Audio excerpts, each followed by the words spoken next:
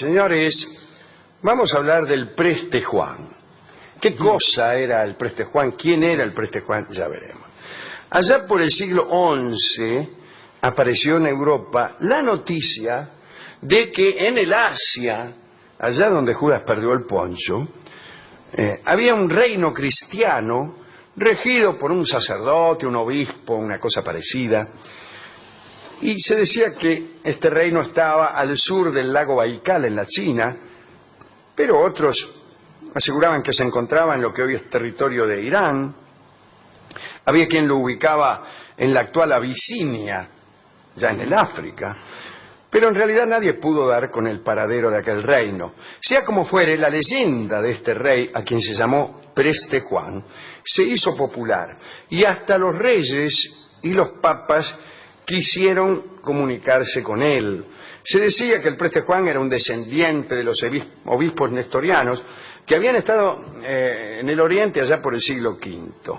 Habían abandonado Bizancio al ser condenada su doctrina. Eran nestorianos, eran una de tantas sectas de Bizancio, en algunos lugares como en Bizancio, en Alejandría, en cierto momento del final de la antigüedad clásica,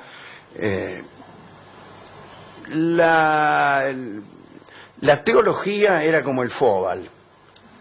Hablaban todos, no sé, yo soy arriano, el otro, que no, y hablaban, que si la Trinidad, que si, qué sé yo, que si la transustanciación, en fin, lo que sea. El caso es que algunos decían que unos monjes nestorianos se habían ido allá y que el descendiente era este tipo, el Preste Juan. Bueno, no importa. Hay que decir que eran pocos los cristianos que se internaban en regiones dominadas por los moros, por los mongoles, por quien fuera. Así que vos podías decir cualquier cosa y nadie iba para certificarlo. En la Biblioteca Patrimonial de Salamanca existe un manuscrito del siglo XVIII, copia de un códice del siglo XV, que lleva por título Andanzas y viajes de Pero Tafur por diversas partes del mundo desconocido. Lo poco que se sabe de Tafur es lo que cuenta de sí mismo en el libro de viaje. Parece que cuando tenía 25 años, Tafur llegó al monasterio de Santa Catalina en el monte Sinaí. Dice, ¿qué es esto? Dice, el monasterio de Santa Catalina en el monte Sinaí. Bueno, se cree que allí Moisés recibió las tablas de la ley. Y allí se encontró con una caravana que volvía del Oriente. Y viajaba en esa caravana un veneciano llamado Nicolò del Conto. Y este hombre, Nicolò, le dijo que había pasado 40 años en la India cerca del Preste Juan. ¿De dónde viene? Mire, vengo de pasar 40 años en la India cerca del Preste Juan. Y le dice, y le aconsejo que no se le ocurra ir. Nada más. No dijo más nada. Bueno, no tenía una moto, ¿no? Como... Inmediatamente Tafur se unió a la caravana y... ¿Fue? No, viajó con el veneciano hasta Alejandría. No fue. Pero se hizo contar cosas por Nicolò del Conto. Y se enteró de cosas interesantísimas. Por ejemplo, supo que el Preste Juan era un ser inmortal que provenía de una dinastía de sabios. En la época de las cruzadas, los principales reyes y guerreros cristianos sabían de su existencia. Parece que el Preste Juan dirigió varias cartas en el año 1165 a Federico I Barbarroja y a otros 3 soberanos europeos, incluía una carta más también para el Papa, para el Sumo Pontífice. En las cartas se hablaba de 2 fuentes de la eterna juventud.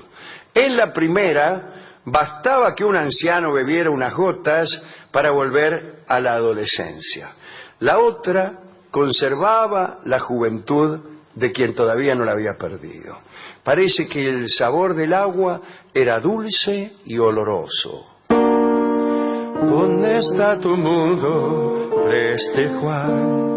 ¿Dónde está tu poder? ¿Dónde está la fuente de la juventud y el amor? Dime tú, por favor, pájaro sin rumbo, mi pasión se perdió. sin azar, reino milagroso, sin penas, olvido y pesar. ¿Dónde estás, Preste Juan?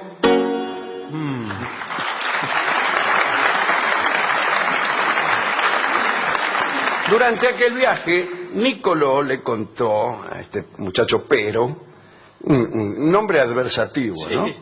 Le contó que el emperador Federico II Stauffen, nieto de Barbarroja, había recibido una embajada del Preste Juan con 2 regalos. Primer regalo, 3 piedras montadas sobre un anillo, la primera de las cuales tenía la virtud de hacer invisible a su portador. La segunda lo hacía invulnerable y la tercera le permitía vivir bajo el agua. Lo cual, además, si uno es invisible y además se esconde abajo del agua, Es un agua viva, man. sí, realmente. No muestra nada. El segundo regalo era una túnica de piel de salamandra, gracias a la cual podía atravesarse el fuego sin sufrir quemaduras. Aquellos regalos no eran más que una muestra pequeña de los prodigios que se producían en aquella tierra. Allí se encontraban otros elementos milagrosos, las piedras del águila, que reforzaban la visión, unas sustancias capaces de alumbrar sin llama, un verdadero milagro en aquel entonces, y otras que podían ensombrecer la luz del mismo sol. Parece que la fauna del país del Preste Juan era también extraña. El viajero veneciano, Nicolò, mencionó unos cangrejos que se convertían en piedra al salir del agua. Habló también de unicornios y de la existencia de algún que otro elefante blanco. El Preste Juan gobernaba, según dijo el tipo, que ya me está cayendo medio grueso ese tal Nicolò, gobernaba desde un trono de esmeraldas 100 tribus y tenía a sus órdenes a 25 reyes. Durante las cenas se reunían diariamente a su mesa 30.000 invitados. Medio grosero. Hay que lavar los platos. Su reino se extendía en un sentido durante 4 meses. ¿Qué cosa esta de confundir el espacio con el tiempo? ¿Cuánto mide su reino? 4 meses. Pero en el otro sentido, que era el más largo, nadie sabía hasta dónde llegaban los dominios. El Preste Juan tuvo la intención de marchar al oeste para ayudar a los cristianos en las cruzadas y también para aliviar los sufrimientos de Europa con sus maravillas. Entonces, al frente de un pequeño ejército, comenzó su viaje cuando Edesa cayó en manos del Islam. Al llegar a orillas del río Tigris, comprendió que no podría cruzarlo por falta de barcos. Se dirigió entonces al norte, donde, según le habían dicho, el río se helaba en invierno. Esperó durante años un hielo que nunca llegó. Dispareja dotación la de este hombre que por un lado desandaba las edades, pero no podía cruzar un río. Sí, muy Sí, desparejo. mucho rejuvenecer, mucha fuente de la juventud, una piedra que te ¿Qué hace pasa? invisible, Y dicen así. la otra que te hace invulnerable y no podés cruzar un río. Y bueno, Bien. algo para aprender. Durante cientos de años se realizaron viajes de toda clase y por todas las regiones de Asia Central hasta llegar al océano sin que fuera encontrado imperio alguno. Todos los viajeros, el Preste Juan, nunca encontraron nada de aquel imperio tan grande, de aquellas maravillas, de aquellos 30.000 invitados que se sentaban solamente en la mesa del ñato, ni noticias, ni una amiga de aquel banquete. Las últimas noticias del Preste Juan las recibió Carlos V del Imperio, Carlos I de España, ¿no? En 1530. Pero eran otras épocas. Nadie estaba interesado en perseguir fantasmas cuando hubiera un mundo nuevo y verdadero por descubrir. Claro. ¿Qué van a buscar al Preste Juan? Estaba América. Ese era el continente que duraba 4 meses de extremo a extremo. Algunos sostienen que las cartas del Preste Juan son falsas. No puedo creerlo. Y que fueron escritas para generar ilusiones en una Europa que estaba al borde del desengaño. Yo digo que con el tiempo toda carta es falsa. y usted espera el tiempo suficiente, las cartas verdaderas se transforman en falsas. Las cartas de nuestras novias de hace 20 años, que uno ha dejado olvidado en el cajón, me refiero a las cartas, no a las novias. Sí, sí. Usted las relee, esto es alguien me ha engañado, no puede ser, nadie escribe con esta letra, nadie me habla así, nadie me promete esto. Yo creo que las promesas y los juramentos se van borrando de las cartas. No hace mucho estuve revisando el cajón de mi mesa de luz y encontré un montón de cartas. Eran todas amarillas. Había fotos. Los protagonistas de las fotos se habían movido. Dice, en esta foto, yo y este tipo había desconocidos que antes no estaban. Son figuras que se meten en los cajones donde uno guarda las fotos y las invaden. Y a codazos se abren paso y se acomodan en banquetes a los que en realidad no habían asistido. Otros se fugan. Compañeros del colegio aparecen en esas terribles fotos de quinto grado, y uno busca, ¿cómo está fulano? Si yo estaba sentado al lado de fulano, no está fulano, se ha ido, como si no hubiera sido compañero nuestro. Por eso me he jurado no volver a revisar mis cartas, mis fotos, mis tarjetas postales. Hoy, como última referencia en estos ciclos a esta clase de fenómenos, escucharemos un bello vals que se llama Tarjeta Postal.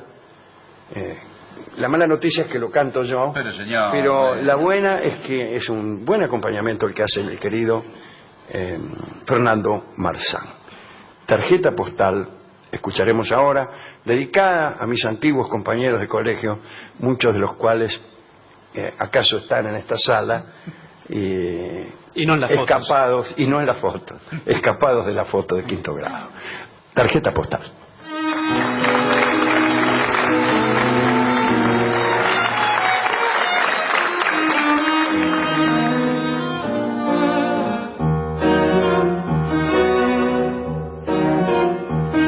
El lejano dolor de cosas viejas deja el vano llorar del acordeón, un sonido de valse que se queja, me despierta la palabra incierta del ayer mejor.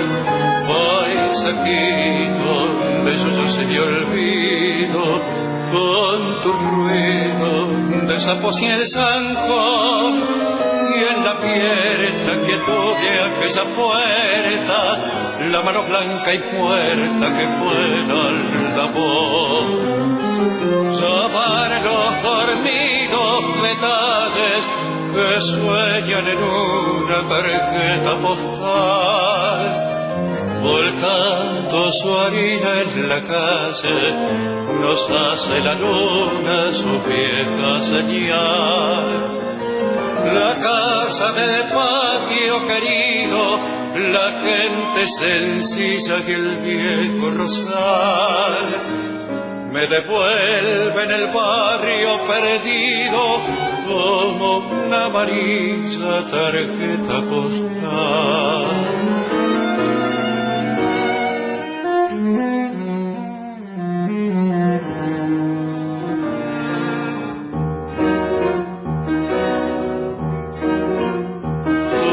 Caminos abiertos entre berros, con vecinos charlando en un portón, y los grillos moviendo sus encerros, son recuerdos que regresa el lerdo con el acordeón.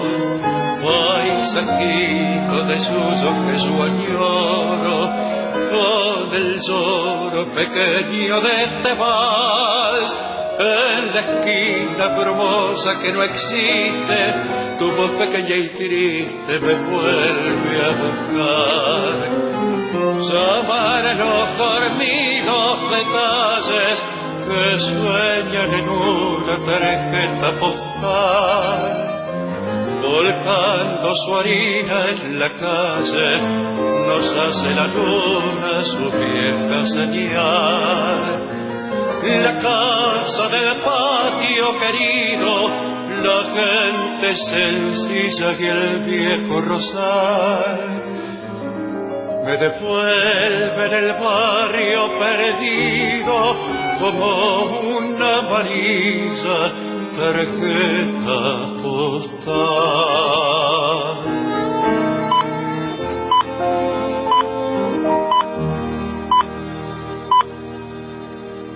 Era Alejandro Dolina en La venganza será terrible, tarjeta postal.